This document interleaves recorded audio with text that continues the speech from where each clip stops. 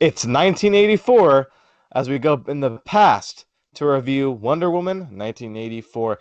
Does it live up to the hype of the first Wonder Woman movie? And how do we feel about it being on HBO Max? Join us today as we go through the new Wonder Woman movie.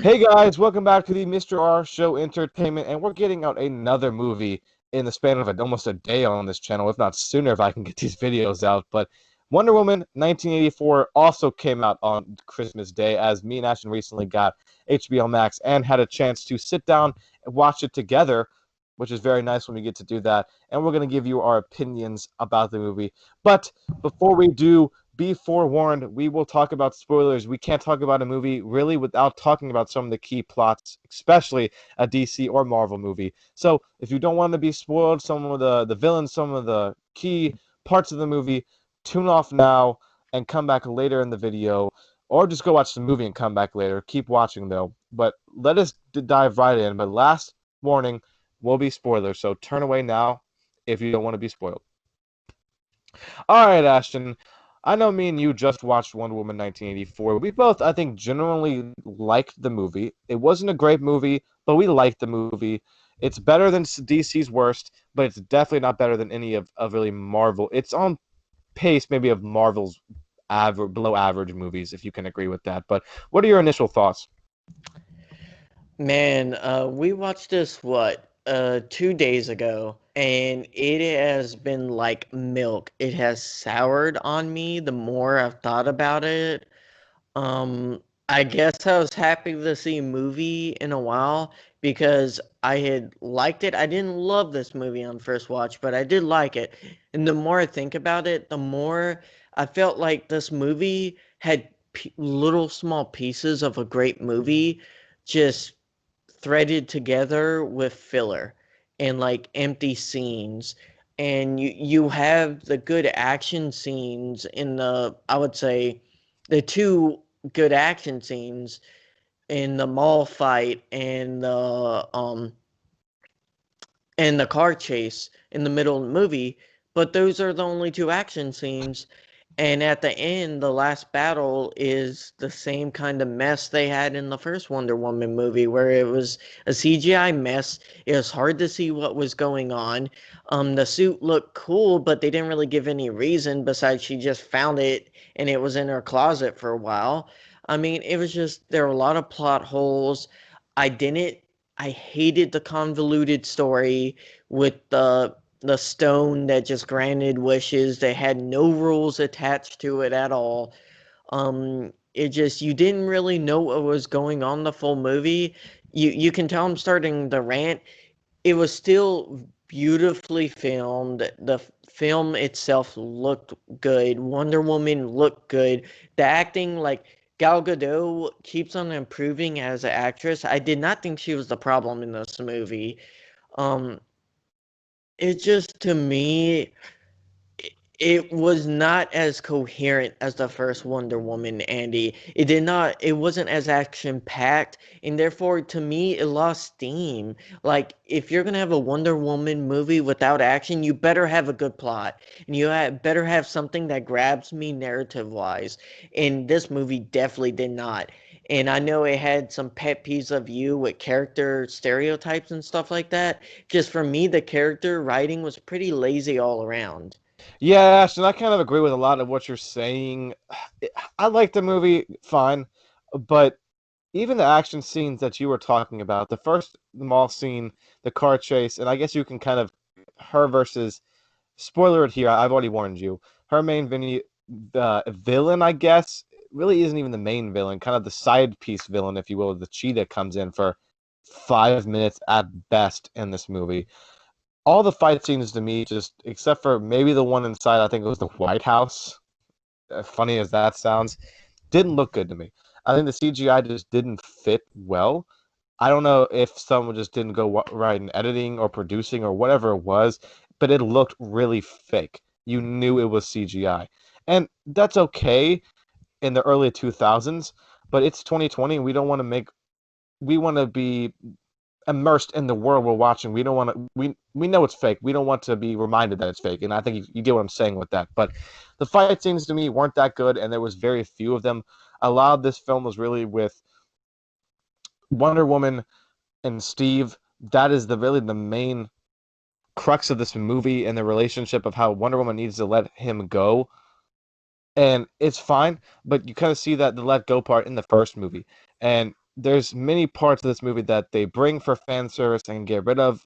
5 minutes later, you see her invisible jet come in, and then instantly she learns how to fly. Which, yes, it's in the comics. She learns how to fly and she has a jet. But to me, bringing it in for 5 minutes and then throwing it away is pointless. The main villain, I like his performance, but I can see where you're coming from and can agree that the plot is kind of it's just here's a stone, he's all powerful, but it doesn't really make sense that they're trying to make it as the monkey's paw, but at the beginning of the movie it doesn't show that. It's just weird. Magical things can work, but if they do it well, like Marvel does magical things well, I don't think they did it well in this film. It's not the worst DC film. It's fine, but there's a lot of problems in it that's keeping it from being a good movie. And like you said, Gal Gadot is not the problem, but they just need to. I'm not a huge fan of Kristen Wiig as a villain. She's supposed to be a funny woman. She's an amazing actor and actress and comedian when she was on SNL, but I don't see her as a threat in this movie because of her past. And sometimes that can hurt people. And some actresses and actors can't go from being a good person to a bad person. Very few can. And I don't think she can, and that kind of hurts the this movie. Yeah, Andy, that was the least of the problems in this movie. Like, honestly, there are a lot of weird decisions the director and just like the script took. Like, for example, Andy, you said they were trying to do the monkey's paw. Then why not just make it the monkey's paw? You're gonna bring back Steve Trevor, but he's in someone else's body, and you don't explain that she sees really Steve Trevor and this other dude. Like, you might as well just make that other dude act like Steve Trevor, but they don't do that. It's just weird direction that I saw what they were trying to do. They just didn't execute it well. And to me, I get the whole be careful for what you wish for, but sometimes less is more. And they should have did it with less people, less wishes, and make it more impactful and try to find a different way to have a final fight. And Cheetah was just mishandled. They only have her really in for like what, a 20-second fight that really didn't it wasn't executed well either. It's just there are a lot of things this movie could have done better. I think the problem is just the consistency of the movie is just lacking. And you look one example, you look at the cheetah fight scene, which was very underwhelming for really it being one of her main Wonder Woman villains. It's very underwhelming for fans, and I think they can agree with that. But so you see in the fight scene that there is a kind of a loose electrical wire, like on the power lines, outside of homes, outside of buildings. Well, where at first she swings on a exposed wire that's sparking, but then the way Wonder Woman kills her is by using that said spark in the water. Doesn't Well, kill her, but but wounds like, her. why doesn't she get shocked when she's literally gliding through the air on one? Like, it just doesn't make sense to me. And why isn't Wonder Woman affected by said spark, like, at all? Like, I know she's all In a powerful. giant metal suit. Yeah, and that metal suit, like, I agree with you. It's like, oh look, the movie says that they're the Amazon's mighty war person got attacked by tons of men to save off the others, and she died, but they found her suit the exact same place she died, and the people that killed her didn't take I, the suit. It just doesn't, but it's in Wonder Woman's closet. I Like, was always expecting this movie, Andy, to tie back into the start of it during that Olympic style type Amazon scene, which I thought was really well done. The first 10 minutes of this movie were really good, and I was like, oh, this is going to be a really good movie. And they never brought it back. They never had her go back to the Amazons and try to look for the suit or do something that way. Instead, they randomly go to Egypt for the stop. the stone guy from erecting a giant magical wall around Egypt for no reason, just because he wants to have power. It's like, to me, the best villains are the ones you empathize with, and they tried to do that a little bit. And the actor Pedro Pascal is great, but they misuse him with the script, with just making him wanting power for power's sake, and that is not very, it's not a good reason to be a villain, Andy. Um, like, to me, you have to do something to give that villain drive and a reason for his goals.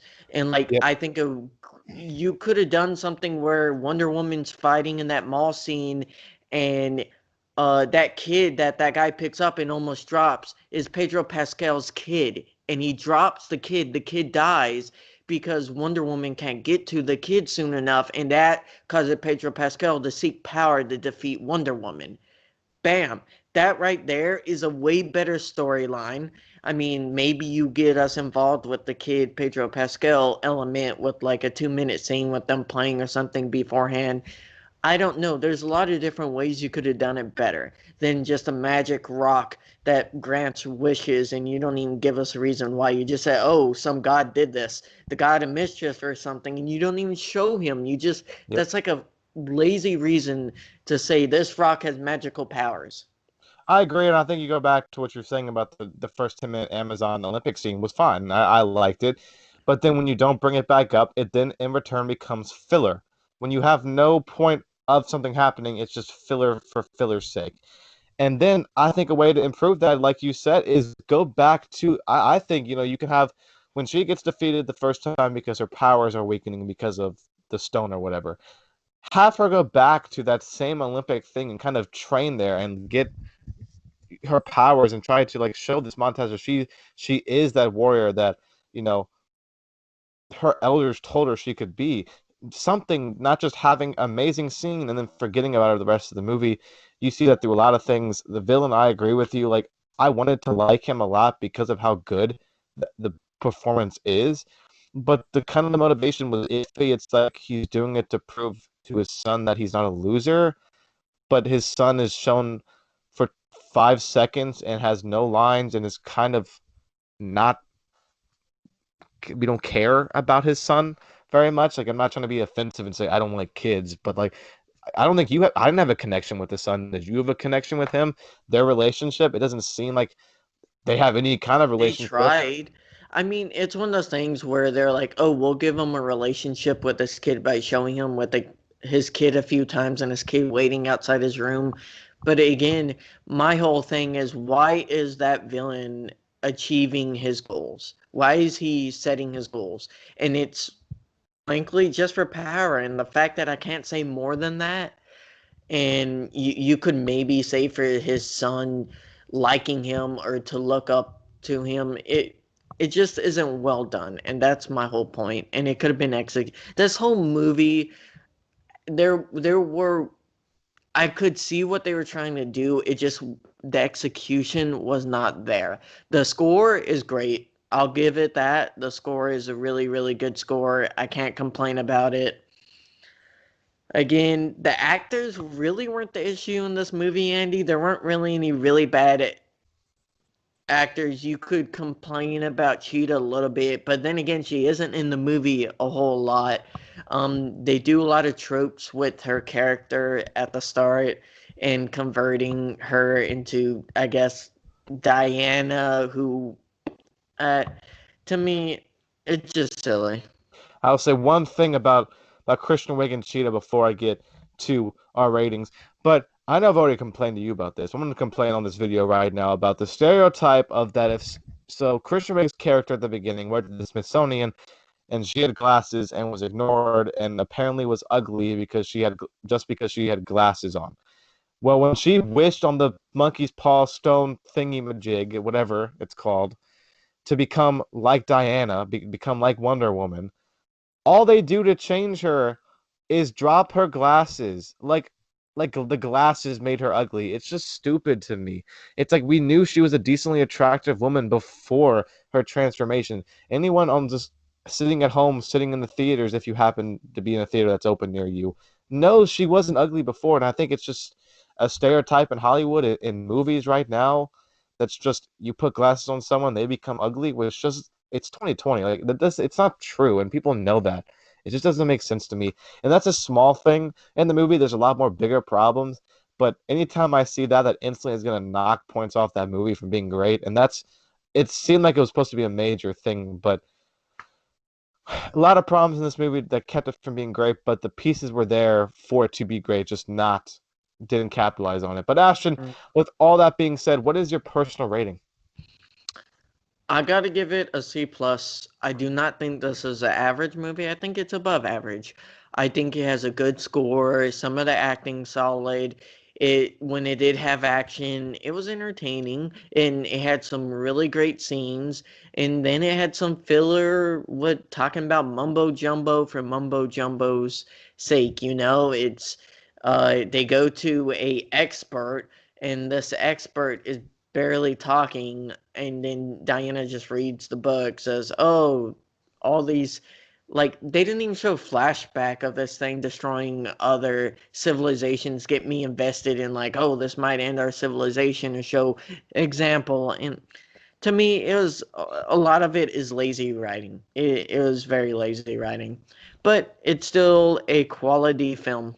So above average, C I will plus. I, I will say this is my personal rating. It's a movie that is a fine movie to watch, but you're not going to remember anything about it. I think you look back earlier in the year, it's kind of the same kind of level of quality as Birds of Prey. Maybe Birds of Prey was a tad bit better, in my Yeah. opinion, but I don't remember anything other than one scene, and that was her sandwich. That's about it. But you look at the greatest superhero movies, The Dark Knight, you know scenes in the movies. How do I get these scars? You want to see a magic trick. You know the Joker, and you know the Batman scenes. You look at Endgame, The Snap. I mean, not just in meme culture, but like you know these movies by your heart. Captain America, Civil War. I distinctively remember that fight scene between Iron Man and Captain America.